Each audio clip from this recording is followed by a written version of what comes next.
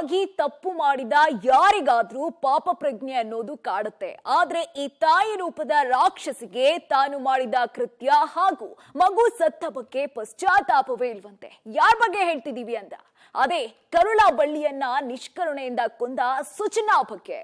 ತನ್ನ ಕರುಳ ಬಳ್ಳಿಯ 4 ವರ್ಷದ ಮಗುವನ್ನ ಕೊಂದಿದ್ದಕ್ಕೆ ಪಶ್ಚಾತ್ತಾಪ ಇಲ್ಲ ಎಂದಿದ್ದಾಳಂತೆ ಈ ನಿಷ್ಕರುಣಿ ತಾಯಿ ಸುಚನಾ ಸೇಠ್. ಪೊಲೀಸರ ತನಿಖೆಯಲ್ಲಿ ಈಕೆಯ ಒಂದೊಂದೇ ಮುಖಗಳು ರಿವೀಲ್ ಆಗ್ತಿವೆ.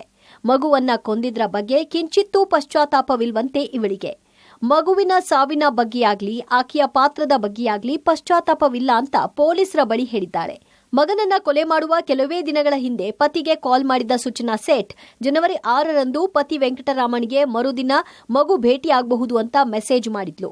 ಮರುದಿನ ಸೂಚನಾ ಹಾಗೂ ಮಗು ಬೆಂಗಳೂರಿನಲ್ಲಿ ಇಲ್ಲದಿದ್ರಿಂದ ಅದೇ ದಿನ ಪತಿ ಇಂಡೋನೇಷ್ಯಾಗೆ ತೆರಳಿದ್ರು. 2022ರಲ್ಲಿ ಪತಿ ವಿರುದ್ಧ ಕೌಟುಂಬಿಕ ದೌರ್ಜನ್ಯ ಪ್ರಕರಣ ದಾಖಲಿಸಿದ್ದ ಸುಚನಾ ನನಗೆ ಮತ್ತು ಮಗುವಿಗೆ ಪತಿ ದೈಹಿಕವಾಗಿ ಕಿರುಕುಳ ನೀಡಿದ್ದಾನೆ ಅಂತ ಆರೋಪ ಮಾಡಿದ್ಲು. ಆದರೆ ಈ ಆರೋಪವನ್ನ ವೆಂಕಟರಾಮನ್ ಅಲ್ಲಗೆಳೆದಿದ್ರು.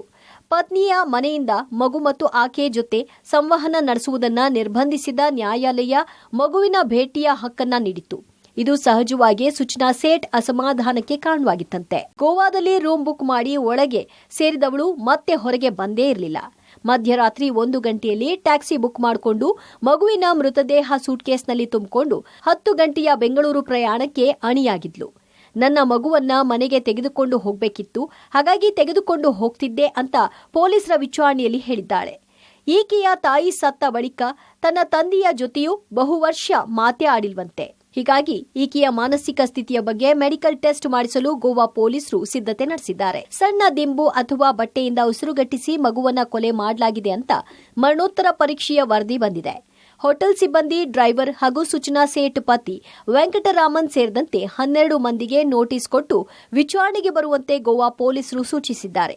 ಈಕೆಯ ಕೃತ್ಯಕ್ಕೆ ಸಾಕಷ್ಟು ಸಾಕ್ಷ್ಯಗಳು ಸಿಕ್ಕಿದ್ದು ಎಲ್ಲವನ್ನ ಪೊಲೀಸರು ಕಲೆ ಹಾಕ್ತಿದ್ದಾರೆ.